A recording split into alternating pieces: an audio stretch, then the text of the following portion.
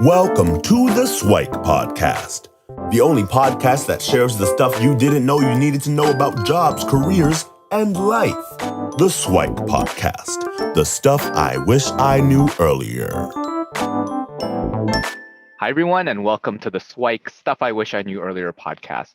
We're here with guest host Anita Agrawal, and she comes to us with a background in entrepreneurship, and she also teaches at one of the local colleges. So, Anita, if you can share a little bit about what you're doing now, and then we'll get into the backstory of what you were like as a kid and certain milestones and things of interest as you were growing up. All right. Thank you so much for having me, Luki. So I actually run this company, Jewels Forever. It's a brand that I work with my mom. We've been in business for 30 years. We manufacture gemstone jewelry right here in Canada, which is pretty rare because, as you know, like there's a competitive global market for production and actually manufacturing. So we're really proud to be a Canadian brand. And we sell to 20 countries globally and a lot of corporations like Walmart Online and MasterCard and Visa and loyalty programs. So you might have seen our stuff in various places online. So yes, and I also teach with Luki at Centennial College in the Faculty of Business. So thank you. That's perfect. So I'd love it if we kind of step back a couple of years and let us know what was Anita like as a kid. So what was she like growing up? Maybe if you have an early fond memory that you had, and then some of the influences. So you mentioned you started the business with your mom. So how did all of that take shape? Yeah. So I actually, as a kid, I was really, really shy and very quiet. And then my mom's aunt, my mom had a really bad car accident when I was 9 years old. And my mom's aunt came from India to help out around the house and like to take care of my mom while she was recovering because it was a really brutal car accident. And the cool thing about her was that she was like a generalist. She was an artist, an oil painter, a well-known oil painter. She was into yoga. She was into cooking. She had all these interests, but she also followed politics, and she was a very interesting person. And so from this shy, quiet person, I had this amazing interaction with this woman who was like so diverse in her experiences, and I really admired her for it. And I adopted to and aspired to be like her. And so what happened was I ended up switching schools the very next year. Okay. And I realized that, you know what, when you switch schools, especially at a young age, or if you're just entering college, it's an opportunity to change who you are. It's a fresh start. And from the shy, quiet person, I became this very outspoken person. I ended up being the president of the school in grade 6. And so I completely did this, 180 where I was a totally different person. I was involved in all these extracurricular activities. But I think that for me, one of the SIWIKEs from that is that, you know what, things change in your life, and there's never too late to change your behaviors and your patterns and allow for yourself to grow and learn new things. So can you walk us through that, I guess, that year in the new school, right? So somehow, I guess, over the summer, you made a decision, okay, I'm going to be this totally new Anita, right? This 180 opposite of yourself. What was that experience like? So was there any like conscious preparation before you started school, or like the first couple of days, first couple of weeks? What does that sound like? Because I think that's great to aspirationally do, but like it's kind of one of those easier said than done ones. So if you can give us some tips on what might have helped you along the way, I think that would be helpful. Well, I think that there was a couple of things. It was the fragility of seeing my mom being so sick because she had broken like all these ribs. She'd broken her ankles and her knees. Like it was a really bad accident. So I think it was like realizing, okay, well, you got to harness the power of now. Right. But it was also interacting with this aunt over that summer and realizing that, you know what, there's such beauty in learning about different things. And I really wanted to emulate that and be that for myself, because I think at some point I realized, you know what, it wasn't serving me to be reclusive and quiet. I wasn't really enjoying my life that way.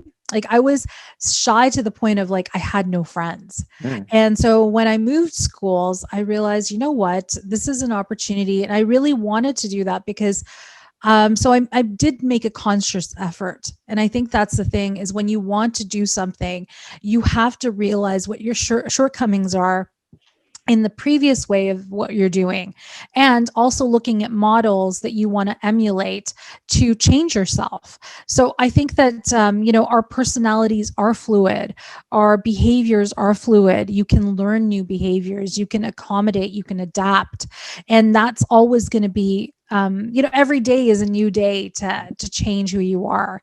So I think that you have to make that conscious effort though. So Cool. that is a good point. And would you mind taking us through kind of the first few days, weeks? Was it just an automatic shift and like you're done and like I'm now this new person, or was there a lot of people go through like imposter syndrome and things like that? And then how do you deal with those types of things if you encounter them? It was so long ago, but I think that it was gradual. Like it was a gradual process because I mean, when you start something new, it's scary and you don't really know how to navigate it. But then I was really lucky because I ended up making some friends, and then you take it from there. And then I learned that I had this real big passion for sports, which I wasn't aware of in my previous school. And so I started getting involved in like playing soccer after school and getting involved in like the soccer team and like learning how to play volleyball. And I realized, you know what, there's such great sports is such a great vehicle, as is any association or organization where you're working in a team. It's such a great vehicle to interact with new people, to learn new skills, to expand your own personality and horizons. But I think that I've followed that throughout my life and my career, getting involved in groups and organizations, whether that's sports or business associations or not-for-profit boards. I think that's a consistent factor, is working with other people. How do you get involved?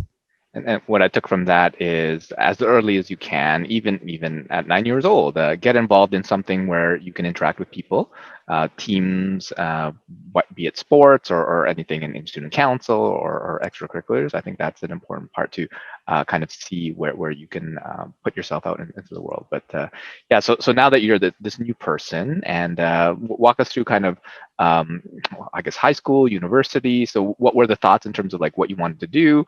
How did the business kind of start up? And was that always in the works, or were there other career paths where, I mean, the typical Asian thing, you have to become a doctor, a lawyer, accountant, engineer. Like, was that something in your plans as well? Totally. Oh my God, Luki. No, I was supposed to be a doctor. Oh my God. Okay. I was, so in high school, I reverted again. I actually ended up being quite quiet and shy again because I moved again to a different city in a different school in Quebec. And I was probably one of maybe 2 or 3 South Asians at that school. So it was an all-white school. It was a very small town, 28,000 people. So I think that's one factor that I think we take for granted living in Toronto, the diversity of it. But when you grow up in a small town, you do end up, subconsciously everybody has that bias, and you end up being a little reclusive and a little alone. So I did revert to that, but I did continue with joining the organizations. I was on yearbook committee and drama club and stuff like that. So I can't emphasize the importance of joining those kind of organizations. And then further to your question, so I was a pretty good student throughout, and my parents were adamant that I was going to be a doctor because I was a good student and they had that expectation. And then I went to U of T and I did my undergrad in life science, and no. It wasn't going to happen. I was a disappointment. It was not going to happen. And then I discovered anthropology. So the other thing is that growing up, I always, Indiana Jones, right? So he's this archaeologist. And I think I always kind of wanted to get into archaeology, anthropology. And so when I was at U of T, I took some extra elective courses in anthropology. And it turned out that I loved that way more. That was totally unsatisfactory to both my parents. Ended up like moonlighting, taking these extra courses, and then ended up doing a double major. So ended up doing anthropology. And so after I graduated, I had no idea what I was going to do. There was no way I was going to be a doctor with my Right. GPA. There was absolutely no way. And that was a big disappointment to my parents. And so then I had like, as you know, as any Asian parents I think do, they consult the community. They Right. go out and they talk to people and they're like, oh, well, you know, this friend of ours told us about this program at Centennial College. And I ended up actually taking this e-commerce diploma for Okay. 1 year, postgraduate diploma at Centennial in 2000. So I graduated in 2000 from a specialist in biology, a major in anthropology, and a minor in history. And with all of that, I mean, I wasn't sure what I wanted to do. And I think that's a very common thing. I think a lot of people, especially if you're pressured into doing something you don't really like to do, you're going to find yourself in a situation where you lack support about what you want, what it is that you want to do. And you lack clarity and focus because you don't have the right mentors in place to give you that information. But then I ended up going to Centennial, doing this 1 year program.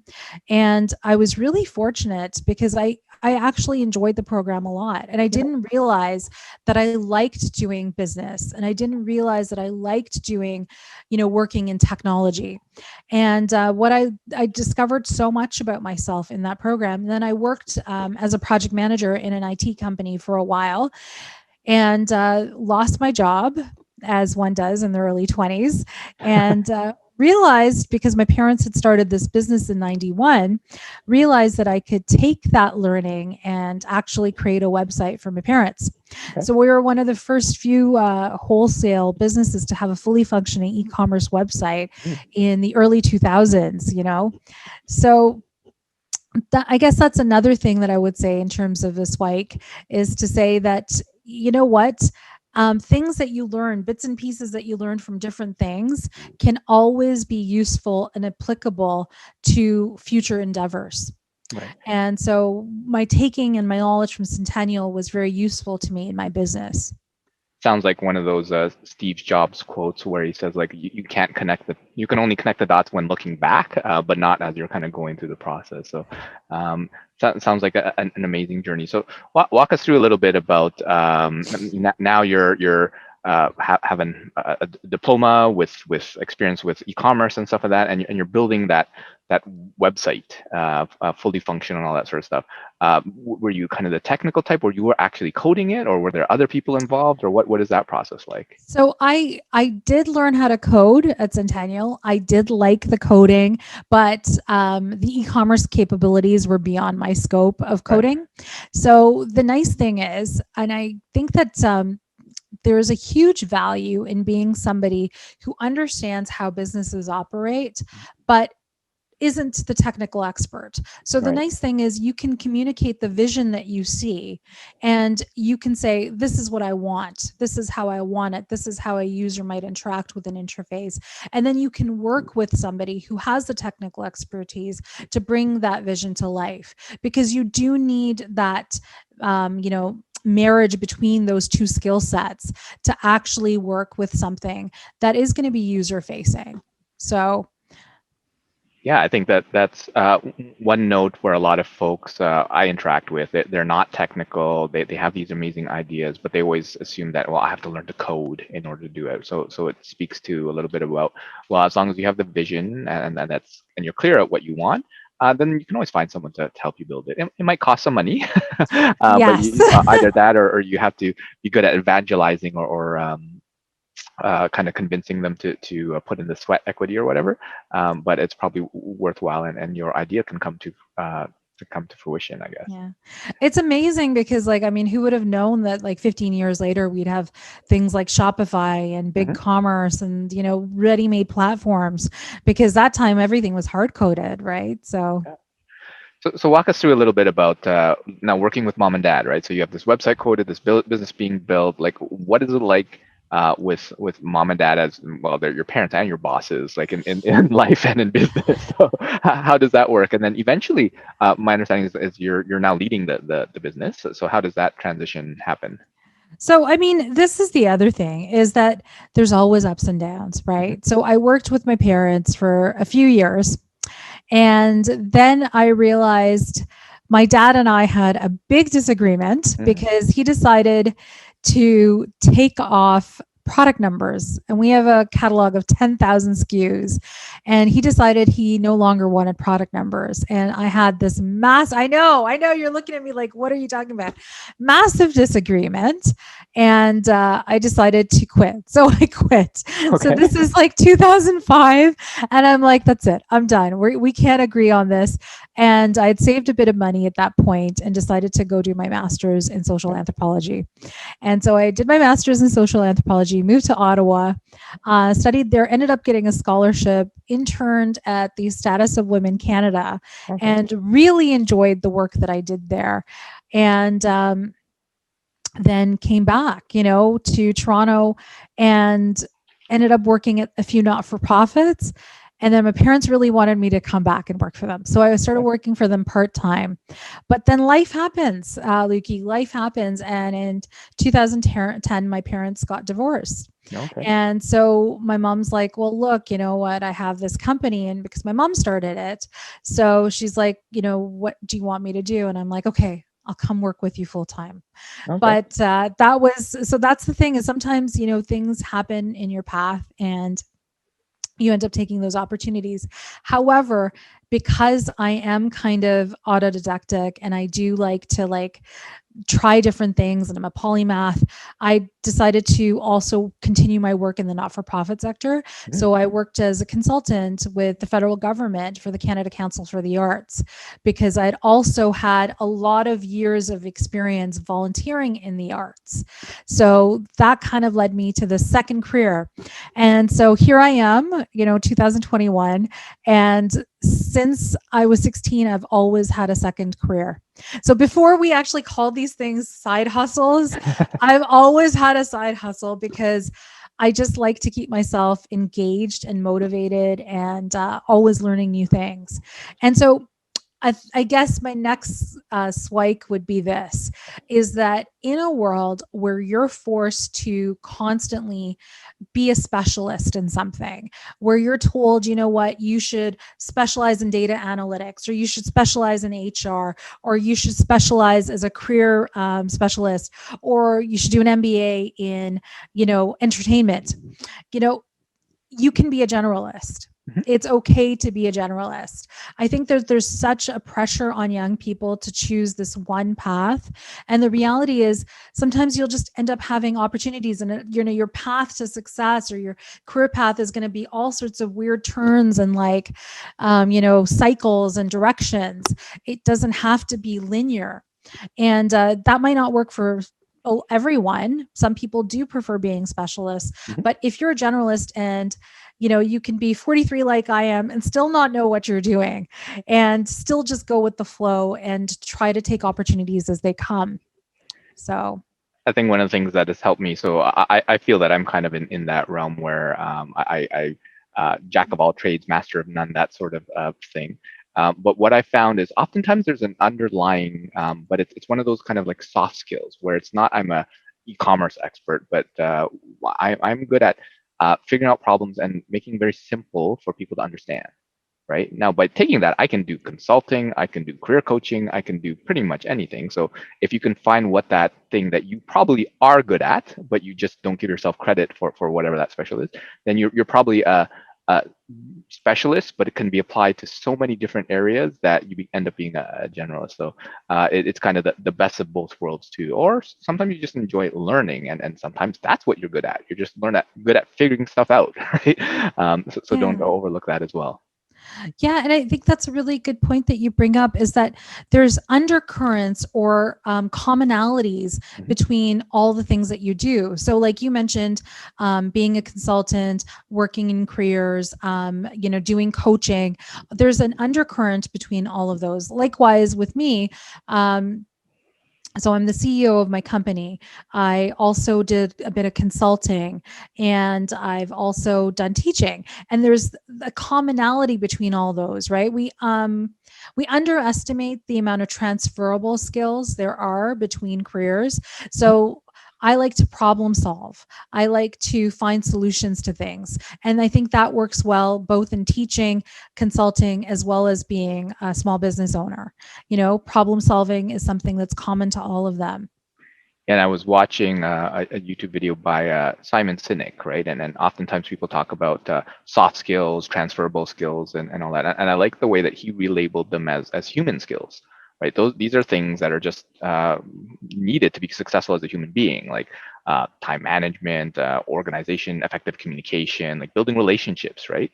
Like there's very few people in the world that can't get around or can't be successful without developing those things. So just because they're soft in that they're intangible or they're context specific doesn't mean that they're not important. So I think that relabeling them into human skills has been very helpful for me. But yeah, so could you tell us a little bit about your foray into teaching, right? So that you mentioned that as another, I guess, side hustle that you're doing as well. How did that come about? Were you always interested in that area? I really was curious about teaching. I always wanted to teach. When I was doing my master's, I got to be a TA, which I absolutely loved. And the story of how I got into teaching is almost the story of how I got into anything else that I've ever done. And what it was I was actually at a networking event and I'd given a prize donation of a pair of earrings. And the woman who won that, she was actually a professor at Centennial. And so what she did was she Googled me and she's like, oh, I noticed that you had won this award in 2010 for being one of the top women entrepreneurs in Canada. And then in 2012, you won this award for being this Exporter of the Year award. So I was wondering, could you come in and talk about entrepreneurship to my class? And so I go into this class. This is my first time doing a guest speaking invitation. And I had such an amazing time. And what ended up happening was I had like more than 40 students ask me questions. And on the spot, it was Julie. She's like, have you ever thought about teaching? Like, you seem like you're a natural at it and you seem like you'd be good. And, have you thought about it? I'm like, that's like my dream job. And I'm like, I would love to teach. And so she's like, you know what? Why don't you try out one semester? Why don't you come in and teach for one semester and try out one course to see if you like it? 34 courses and 6.5 years later, 1,100 students later, here I am enjoying my side hustle. And it really helps me break up my week because here I am, doing the same thing every day, shipping products, making things, stuff like that. And then as an extrovert, I love interacting with people. And so teaching is, I love it. But that's the other thing is that, networking can really play such a big part into getting careers. And I think you already know that. We advocate for that all the time. And you never know where it's going to lead you. Like, I did not expect that I would give away this prize at this event and then end up getting a job out of it. Right? Yeah, I think my experience was pretty much the same. Where, a different person. I didn't give away earrings, but I was invited to speak at a class, and a lot of students were interested and said, "Hey, would you want to try that?" And apparently, I was supposed to have an interview with the chair, but 2 days before the interview, I got an email saying, "You've just been assigned 2 sections of this." So I was like, all right, I guess I got the job, even before I had the. Oh my God, that's amazing. So it would definitely a shout out to the power of networking, and not just for jobs, but just life in general, because you never know who could help you out in that, right? Can you walk us through kind of like that first class, right? So here you are now, you got kind of your dream job. But I mean, you haven't been taught like the pedagogy of teaching and all that sort of stuff. You have this curriculum you're given, and you're supposed to be able to teach it just as well as everybody else. How does that kind of first class feel like? Oh my God, it was kind of hilarious. I couldn't get the equipment to work because I just kind of was thrown into it, right? And it was my first day on campus, and so I had to call in the tech person, and he's looking at me like, how do you not know how to use this stuff? And then I'm telling the class, I'm like, it's my first day of teaching, and they were all very forgiving. And I'm like, bear with me. We're going to try to have fun. I brought chocolates. I was like, I got to bribe them so that they kind of like me. And yeah, it ended up being really fun. And I think the thing was that the first few times when you teach, like even I would say up to the second or third semester, I felt like I was still really new at it.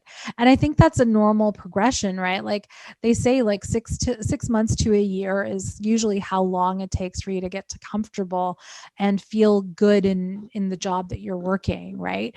And guess like writing all the notes and stuff, that was really hard because it was a subject that I wasn't formally familiar with. I mean, Mhm. I'm familiar with hiring practices. I teach careers at Centennial. I was familiar with hiring practices, having hired people on my own. Familiar with, public speaking, which is an important skill for teaching. But at the same time, I wasn't as familiar with the subject matter as I am now. So that was Yeah. a learning curve. Well, yeah, definitely, I would agree with the bringing boxes of chocolates. Obviously, the nut-free ones, that sort of thing, because you want to make sure that some people have allergies and stuff like that. But that definitely helps for sure. And sometimes folks appreciate whatever tidbits or whatever you can manage can help with the forgiveness for any times technology or whatever doesn't work your way. Would you mind sharing a little bit about how kind of your background in like the anthropology and doing your master's, how does that help? Because a lot of this stuff that I find, well, it's anthropology, it's humans, right? And Yes. a lot of those interactions are, oh, that's how we evolved and went through that. I'd love a little bit of if you have any of those kind of aha moments as you're kind of learning that material. Yeah, I think that taking a master's program, and it could be at any level, really did prepare me to be teaching as well, Yeah. right? First of all, I had to do TA work, but it helped motivate me to actually do more research, and it helps develop your critical thinking skills. Anthropology as a subject is because it's all about humans. Like the subject literally means, the study of humans. Right. I think that it really helps you with almost everything. You could use it for like applying marketing skills. You could use it to understand, human behavior. You can use it to learn how to write properly. Like there's just so much never ending useness for it. And like, I think that's kind of what helped me get my consulting job with the government as well, right? Because I was able to say, well, I can do focus groups. I can help, get information, because part of my research was to do an ethnography, and writing my thesis paper was to do an ethnography by interviewing people.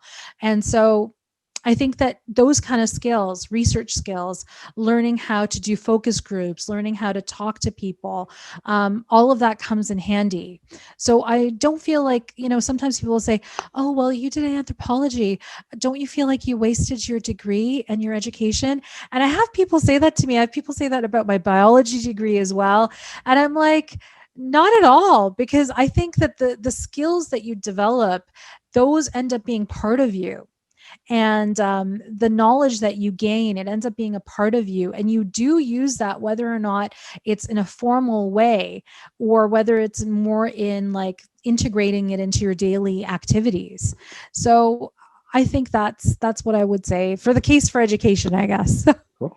And ethnography is like ethnic, so putting people in ethnic groups or what? Oh, that's a good question. Now, ethnography is doing a study that's more like about the stories of people that you've interviewed. Okay. So it's like a sociologist might look at statistical data, but an Okay. anthropologist would look at individual stories. So I went around and interviewed women who had experienced domestic violence, and wanted to know how they received state support Mhm. after they experienced it, and what the shortcomings of the state were to help them move out of that and to make that transition out of poverty or out of their divorce or out of their abusive situation, and where the system fails them. So basically, I got to interview all these women, and I got to write their stories and their experiences. And so ethnographies are basically writing a story of experiences of people on the micro level. Gotcha. So it's a type of research, but it's the research is more kind of like lumping people in a group versus these are more the individual stories where you really get kind of that storytelling aspect to Yeah, it. you get the storytelling aspect, the individual experiences, and then you can build, depending on how many subjects you interview, how many people Sure. you interview, you can build from the ground up, statistical data if you need to. Cool. And I think you mentioned that you were part of some boards before. Yes. Can you describe that and like how does one get on a board? Because I know some folks Okay. who are in their career are curious and interested in pursuing that. Uh, So I have to say, the single most important thing I think that I've done growing up was to volunteer. mm, Whether that was volunteering as a frontline volunteer, just like filling envelopes or like mailing things out, or that's on boards. So, what a board is, so not for profit organizations and even for profit organizations have this board of directors. And that's a group of maybe, usually 10 or 12 people who make decisions about how to plan for the future of an organization.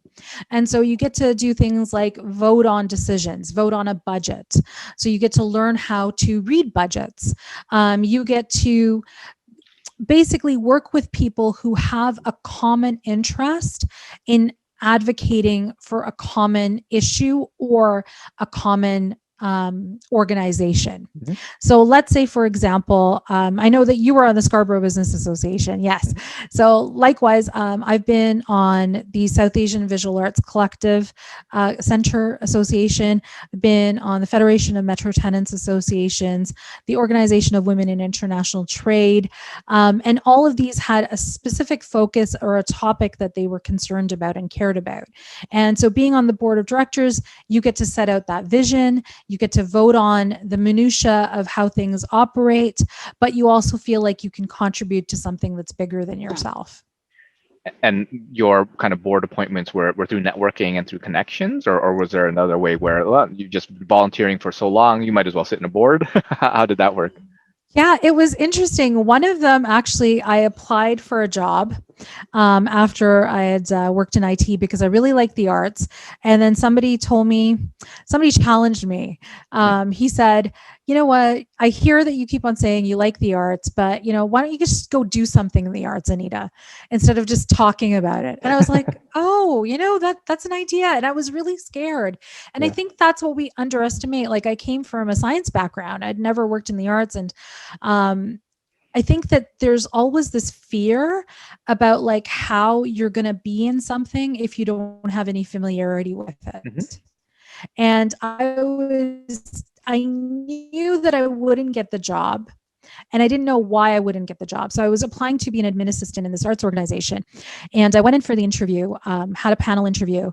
Next day, they called me back and they said, we're just going to be honest with you. We think you're overqualified for the position and we don't want to hire you. However, there is a position on our board that just opened up. Oh. And do you want to be the chair of our board? And I was like, what?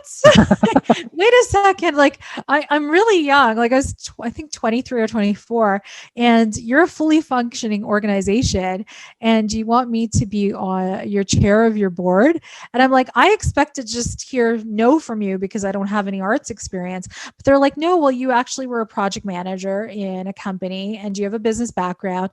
We think you'd make a good chair. And that's the other thing I want to say. Is you never know who is willing to take a chance on you if you put yourself out there. And I was so lucky that that board appointment allowed me to get amazing mentors in my life who I'm still friends with to this day, because people took a chance on me because I put myself out there in a situation that was very uncomfortable for me.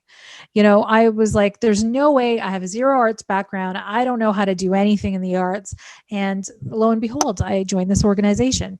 Cool.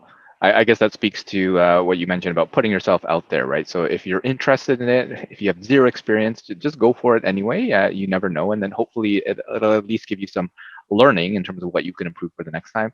Or it might get you chair of the board, right? One of the two, right? Yeah. Yeah, so I think that's amazing. So thanks for sharing kind of your oversight. Are there any other pieces of SWIKE, the stuff you wish you knew earlier that you'd want to share? We covered quite a few, but if there are there any that come to mind? And then if you don't mind sharing some of your future aspirations and maybe where folks can connect with you? Um, I guess like I get the big swike would be that, you know what, you never know um where sometimes your efforts can take you. Like, Mm, definitely, I've learned over time. I was never a goal setter before.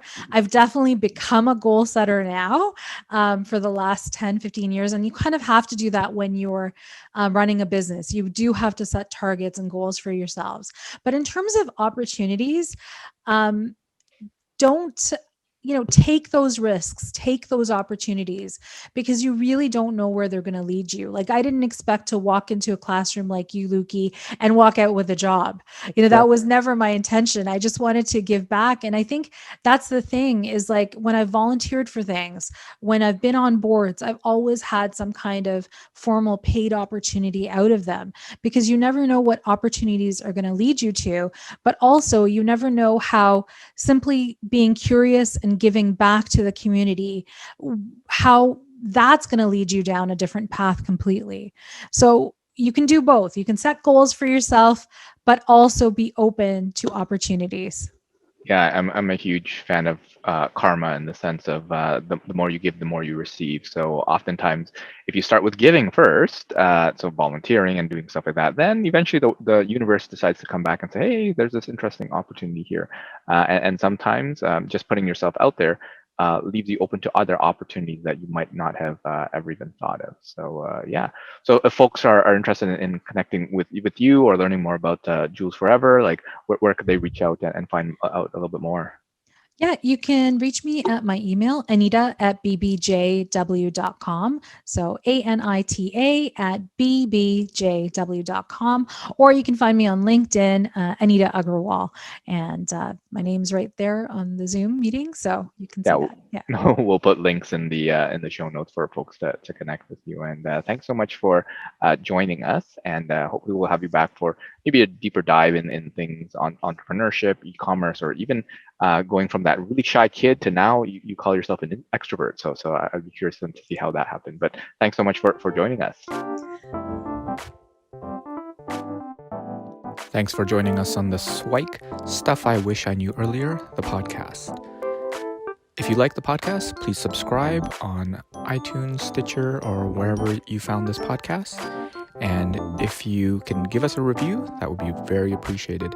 Feel free to contact me on LinkedIn at Luki Danu, LUKIDANU, and the same on most social media platforms.